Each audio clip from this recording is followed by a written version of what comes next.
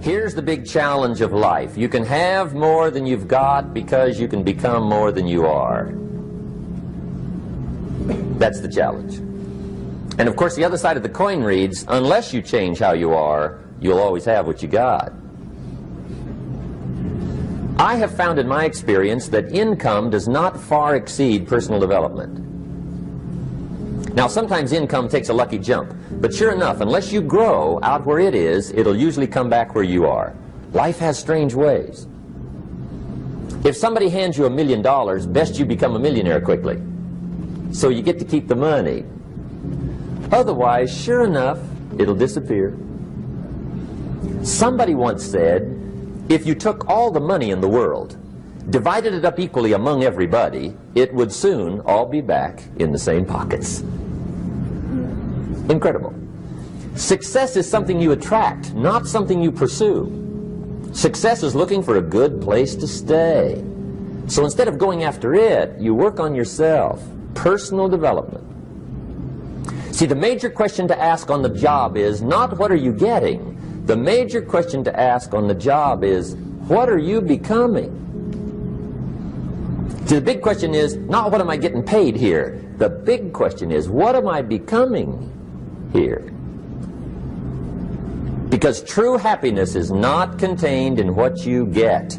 Happiness is contained in what you become. So that's our major subject for tonight, personal development. Of all the assignments Mr. Shoaff gave me at age 25, this was probably the most difficult. In fact, I'm still working on this one. I think it's an unending challenge to see what you can become. The next subject is called Basic Laws. And it's good to study the basics.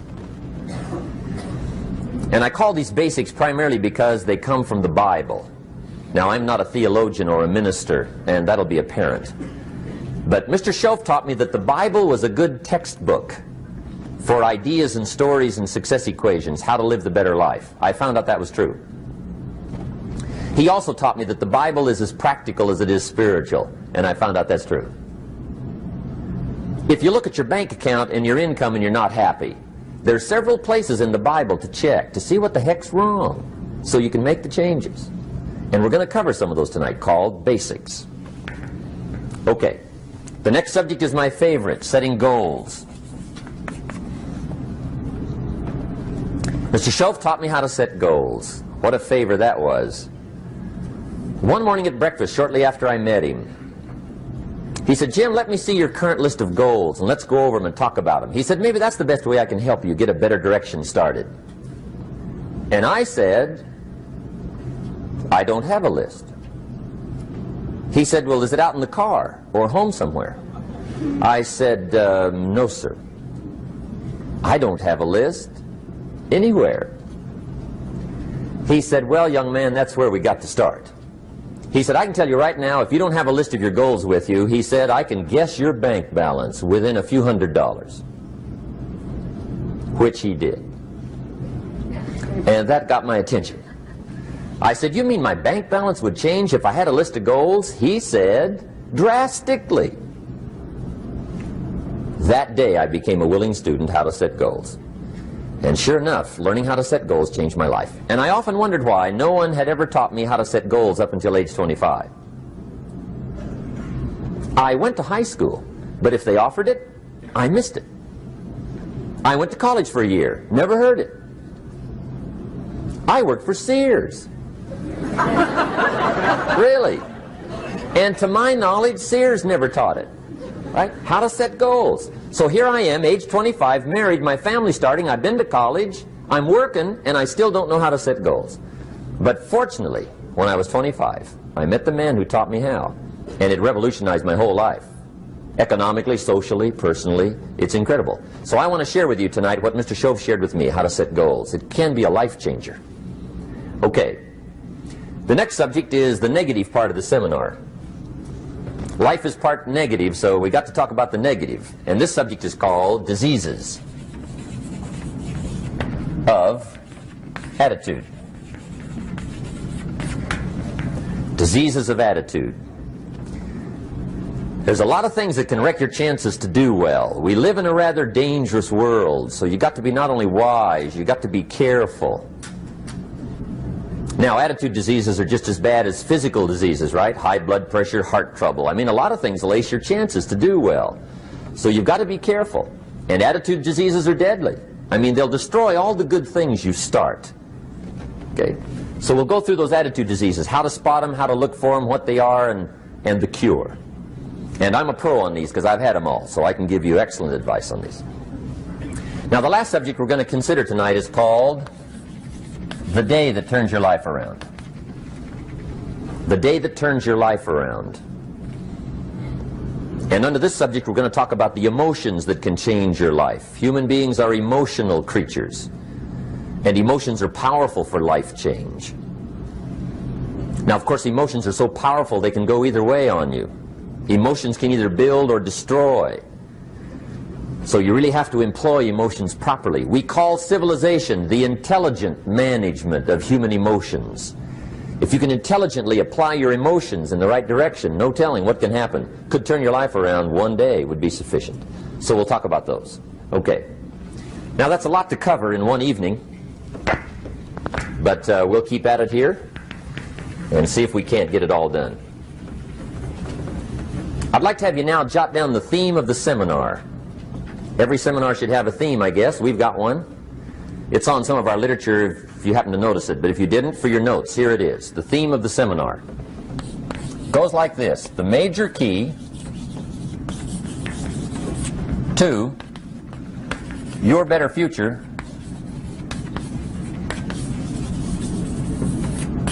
is you. That's the theme of our seminar tonight. The major key to your better future is you. And I'd like to have you underline two words just to give it some added punch. Underline the word major and the word you,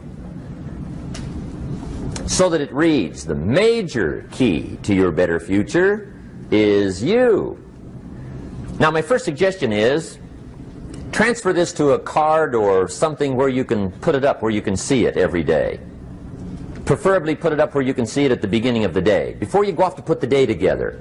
This is a good phrase just to glance at, to keep in mind as you're putting the day together. It's called the silent seminar.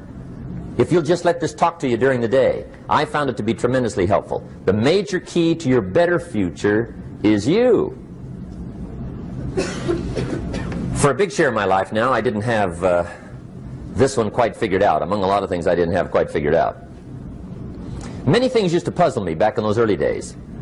I used to wonder why two people could work for the same company, one make twice as much money. Now, see, that used to puzzle me. And maybe they were the same age, graduated from the same school, live in the same community, work for the same company, with the same products and the same services. They've got the same traffic, the same problems, and one makes $1,000 a month, the other one makes $2,000 a month. Now that was my puzzling question. Why would this long list be the same and the money twice as much? I asked, what's the difference between $1,000 a month and $2,000 a month? And I don't mean $1,000 a month, right? I could figure that out. But what makes the difference? Why would one person do twice as well, 3 times as well? Speaking economically. Now, I know there's more than one way to do well. I understand that. But in this little narrow area called compensation, what's the difference? Well, back then, with my faulty thinking, I'm trying to reason it out. I thought, well, maybe time makes some of the difference, right? Some people do better because they have more time. I used to say, Harold ought to be able to do well. He's got a lot of time. If I had all of Harold's time, I could do well. Now, that's got to be dumb, right? Number one, you can't get somebody else's time. A guy says to me one time, he says, you know, if I had some extra time, I could make some extra money. I said, then forget it. There isn't any extra time. Hey, when the clock strikes 12 midnight, that about wraps it up, right? I mean, you can look around the gongs there for a little more, but it's over. You say to the guy, what are you doing? He says, I'm looking for extra time. See, they'll come and take you away, right? There isn't any more time. Now, if you can't get more time, which you can't, what could you get more of that would make a difference in economic results? And here's the key word. Make it a part of your notes. We're going to consider it tonight.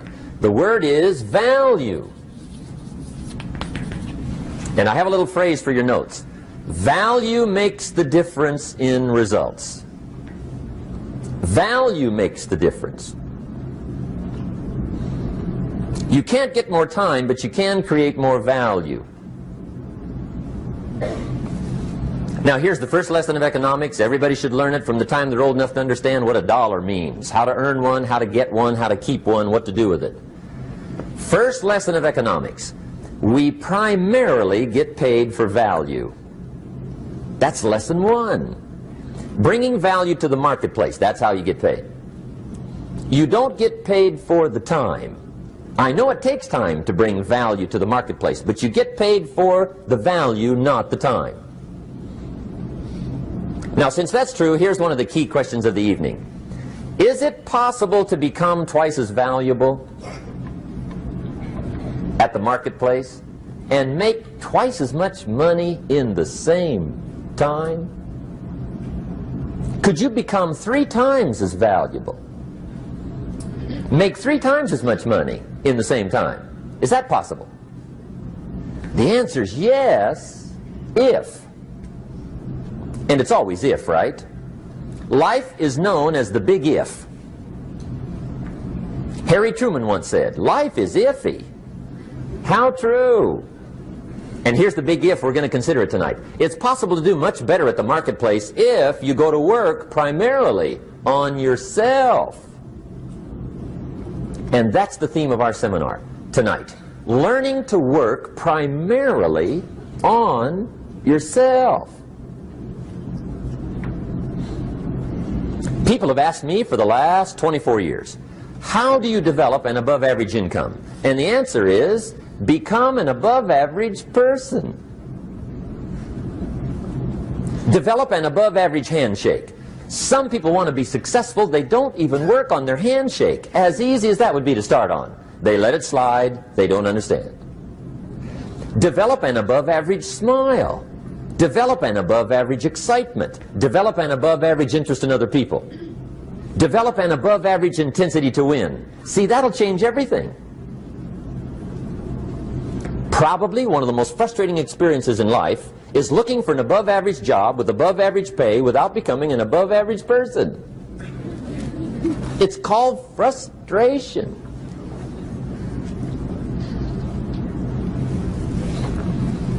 And Mr. Shoaff gave me probably the greatest clue he gave me when I first met him. He said, Jim, if you want to be wealthy and happy the rest of your life, just learn this lesson well. He said, learn to work harder on yourself than you do on your job.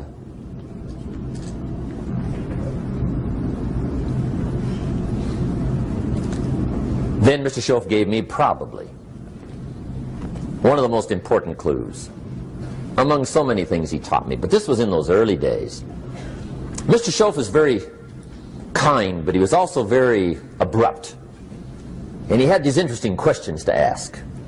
I'm giving him a little rundown one day on how things hadn't worked out for me. He said, Mr. Owen, I've got the answer for you if you will listen carefully. And listen carefully I did that day and for the next 5 years. If somebody's wealthy and happy, you gotta listen. He said, Jim, I've only known you a short time. But he said, it's already my honest opinion that for things to change for you, you've got to change. That wasn't quite the answer I was looking for.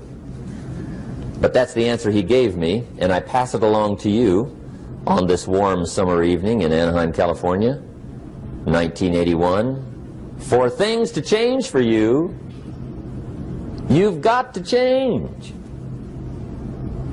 Otherwise, it isn't going to change. Before I met Mr. Shoaff, I used to say, I sure hope things will change.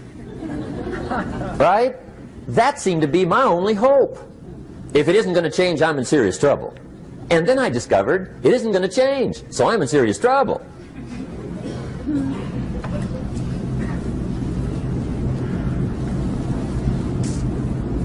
See, I can tell you what the 80s are going to be like. You have dropped into the right place. I did a seminar one time for Standard Oil executives and management in Honolulu. And we're having a conference one day around this big conference table. And one of them said to me, Mr. Rohn, you know some fairly important people halfway around the world. What do you think the 80s are going to be like? I said, gentlemen, I do know the right people. I can tell you. So they all listened very carefully. And I said, gentlemen, based on my wide experience, I can really honestly say to you, in my opinion, in the 80s, it's going to be about like it's always been. Aren't you glad you came? That's inside. I don't pass that around just everywhere. Now, of course, I said that to make a point, but I also said it because it's accurate. It's going to be about like it's always been. It isn't going to change. The tide comes in, and then what? It goes out. For 6,500 years that we know of, recorded history, and probably long before that. So it is not going to change. It gets light, and then what? It turns dark. 6,500 years. See, it's not likely to change. And we're not to be startled by that. If the sun goes down, the guy says, what's happened, what's happened? It means he hasn't been here long, I guess, right? It always goes down about this time. The guy says, well, I don't like that arrangement. Well, you got to talk to somebody besides me, right? It gets light, then it turns dark. In rotation, the next season after fall is what? Winter. Pray tell, how often does winter follow fall? Every year regularly for the last 6,500 that we know of. See, it is not going to change. Now, some winters are long, and some are short, and some are hard, and some are easy, but they always come right after falls. It isn't going to change. Sometimes you can figure it out, sometimes there's no way to figure it out. Sometimes it goes well, sometimes it gets in a knot. Sometimes it sails along, sometimes it gets in reverse. See, that's not going to change. The last 6,000 years reads like this: opportunity mixed with difficulty. That's how it reads. It isn't going to change. The man says, well, if it isn't going to change, how will my life ever change? Answer, when you change. And whether I'm talking to high school kids or business executives, my message is always the same. And it goes like this: the only way it gets better for you is when you get better.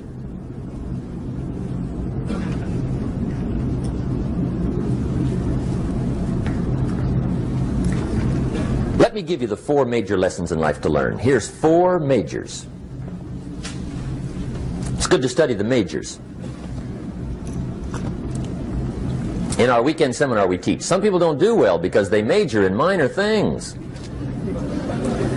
You've got to be on the lookout. At the end of every week, end of every month, you've got to check, make sure you're not spending major time on minor things. We go through that whole series. Majors and minors.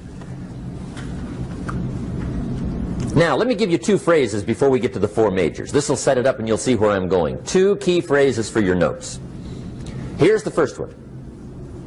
Life and business is like the changing seasons. That's the first phrase. Life and business is like the changing seasons.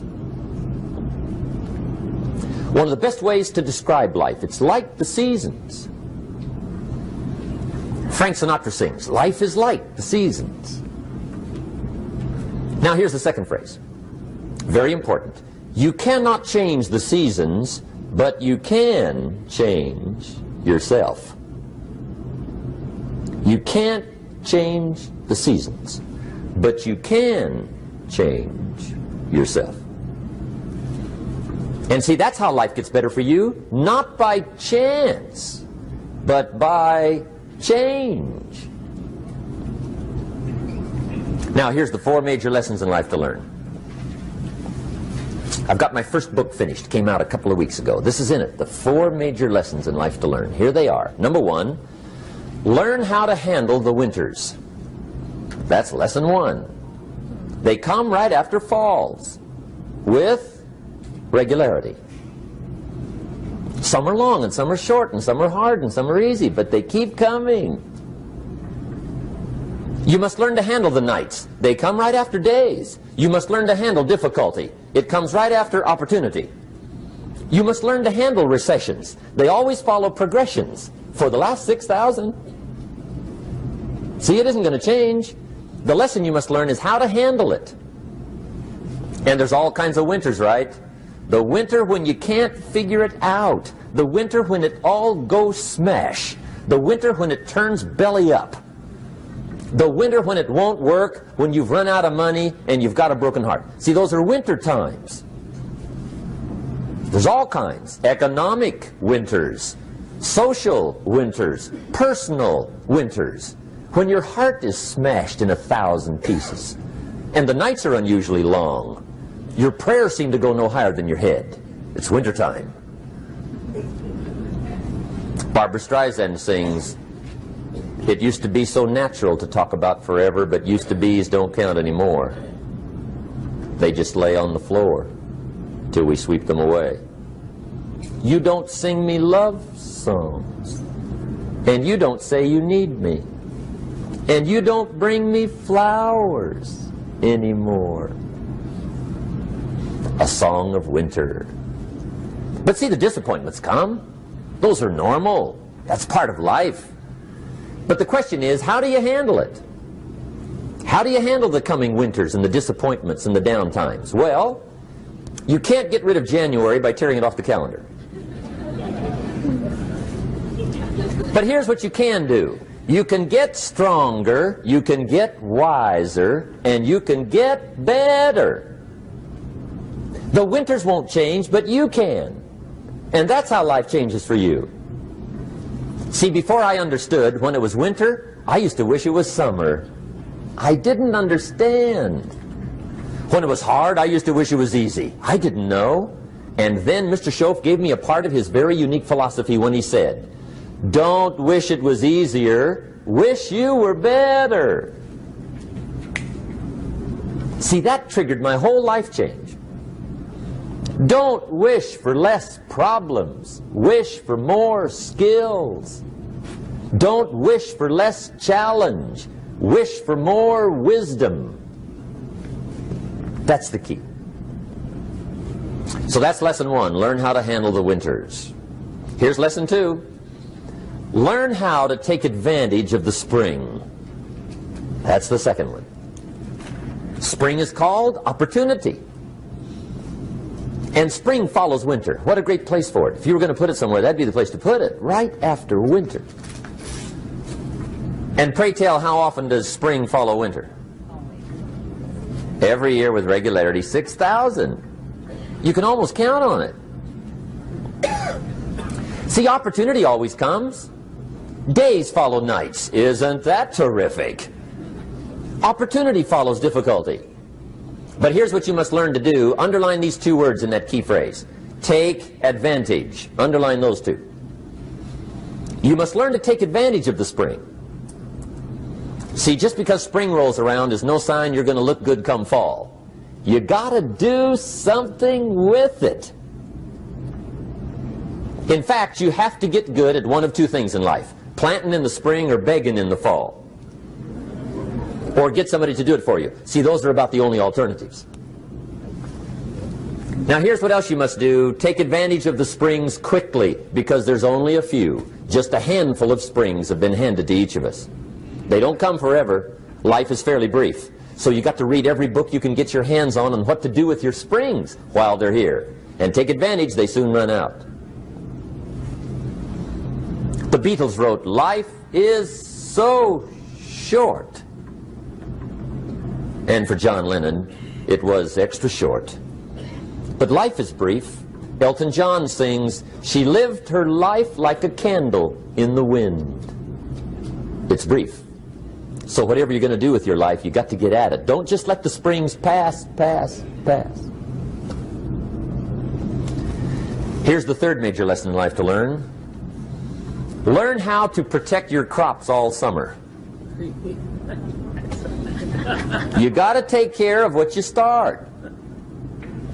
Sure enough, as soon as you've planted your garden in the spring, the busy bugs and the noxious weeds are out to take it. And here's the next bit of truth. They will take it unless you prevent it. And that's the third major skill to learn. You've got to learn to prevent the intruder from taking all the good you start. It's one of the challenges. Here's two key phrases under number 3. First one, all good will be attacked on this planet. Maybe not the next one we get to, but on this one, all good will be attacked. Every garden will be invaded. Not to think so is naive. And here's the second phrase. All values must be defended. Political values, social values, community values, family values, marriage values, friendship values, business values.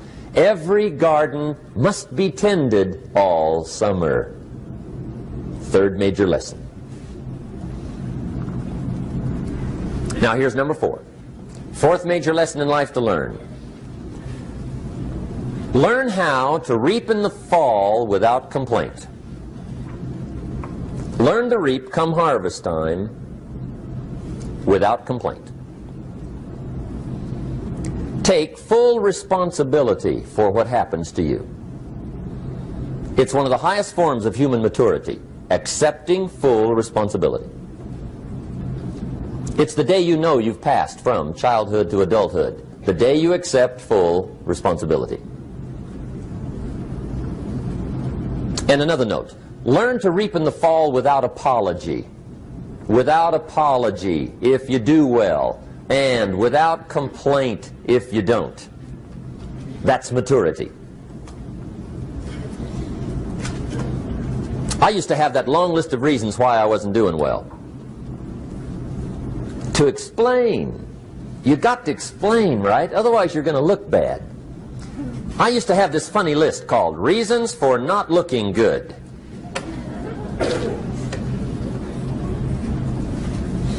I used to blame the government.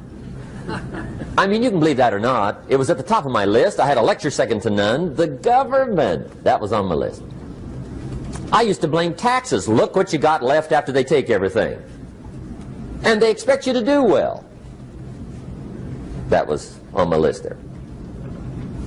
Prices, that one's easy, right? You walk into the supermarket with $20, come out with a little half bag. So I had that on my list. I used to blame the weather. I blamed the traffic. I used to blame my car. I blamed the manufacturers. I used to blame the company. I blamed company policy.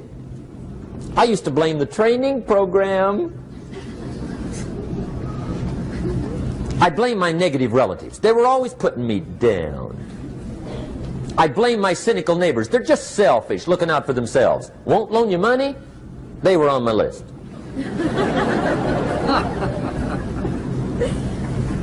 I used to blame the economy. I blamed the community. That's a pretty good list for not doing well, isn't it? I thought it was good. I'll never forget one day, Mr. Shoaff was very kind, but he was also very blunt, and this was no exception. And I'm glad he was blunt. There's a lot of things I'd have missed if he hadn't have been blunt. One day, with sort of a curious look on his face, he said, "Jim, just out of curiosity, tell me, how come you haven't done well up until now?" Excellent question. I thought, well, so I won't look too bad, I'll go through my list. And this list I just gave you, I put that on him. And he was very patient. He let me go through the whole thing, the government, the weather. I went through this whole thing. When I finished, he looked my list over very carefully. He said, "Mr. Rohn, big problem with your list. You ain't on it." How brilliant.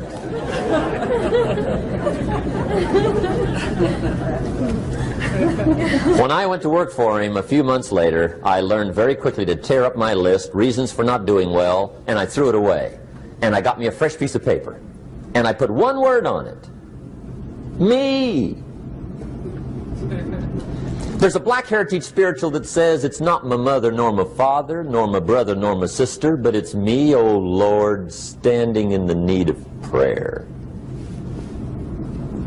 See, I used to blame everything outside. And then let me give you a little philosophy that helped turn my life around. For your notes, here it is. It's not what happens that determines the quality or the quantity of your life. It's not what happens. And the reason is because what happens happens to about everybody. No different. The sun went down on all of us last night. A common event, a happening. And I found out that the same things can happen to two different people. One gets rich and one stays poor. Why is that? It's because it's not what happens, but rather it's what you do that changes everything. So that's a key phrase. It's not what happens, it's what you do. What happens is about the same. You might put that in parentheses here. Same. What people do, that's what's different. Anything can happen, right? Everything can happen. I've heard all the stories. I've been one of the stories. Hey, we could all tell stories all night long, right? Happenings. Anything can happen. Have you heard of Murphy's Laws? Anybody here heard of Murphy's Laws? Okay, most of you have. Murph had these laws. One of them was, if anything can go wrong, it will. That's one of Murphy's Laws. He was not one of the great positive speakers of the day. But anyway, it's still true though, right? Anything can go wrong, everything can go wrong. For sure. I've fallen out of the sky so many times. Once to the tune of a couple of million. Devastating. Took me a while to survive that one. Now, it wasn't all that much, but it was all I had. Right? I mean, that's when it's much, right? When it's all you got. If you got 3, 2 go, you got 1 left, you ain't looking that bad. But when it all goes, has anybody been there when it all went? Anybody? Come on, the rest of you liars. Go ahead. Hey, we've all been there, right? When it all went. Of course, it used to be a long time ago, right? When you ran out of money, got to 0, you were all through. Heck, now you can whistle right on by 0, right? I mean, they will bury you. That's what they will do.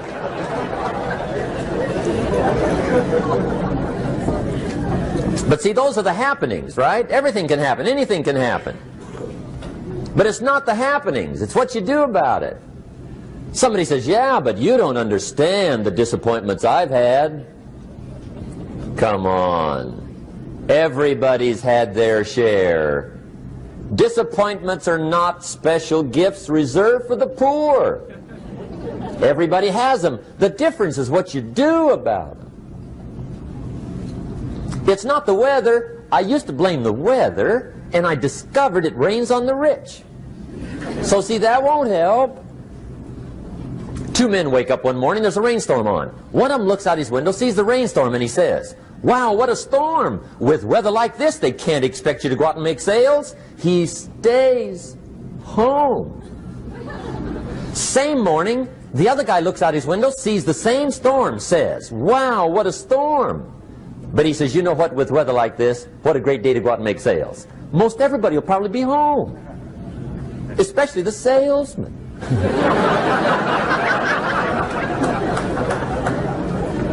See, that's the difference in how your life works out. It's not what happens, it's what you do. So here's one of the key questions of the evening. Starting tomorrow, what are you going to do that'll make a change in your life's direction? Good question. What are you going to do starting tomorrow that'll make a difference? Now see, if you don't do something starting tomorrow that'll make a difference, guess what? It's gonna be the same.